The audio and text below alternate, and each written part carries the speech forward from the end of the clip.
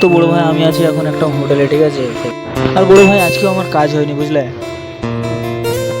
ছিলাম বড় ভাই হোটেলে, বুঝলে।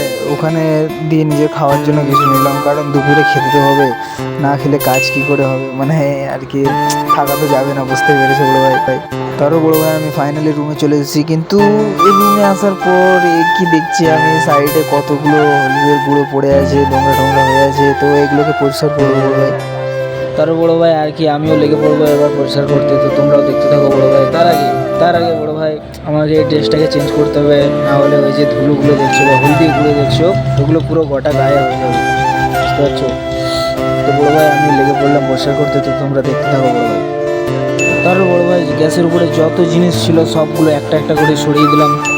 তারপর বড় ভাই আমার কমপ্লিট হয়ে যাওয়ার পর আমি এই যে ঘরটা মুছতে গিয়েছি বড় ভাই, তো ঘর মুছা কমপ্লিট হয়ে গিয়েছে বড় ভাই। এখন আমি যাব গোসল করতে বড় ভাই, তো গোসল করে চলে এসেছি বড় ভাই। তো ভাই গোসল করার পর প্রচণ্ড খিদা লাগছিল বড় ভাই, তারপর আর রইতে পারলাম না। তারপর বড় ভাই এটা কি দেখলাম, এইটা দেখে আমার একটা কথা মনে পড়লো বড় ভাই।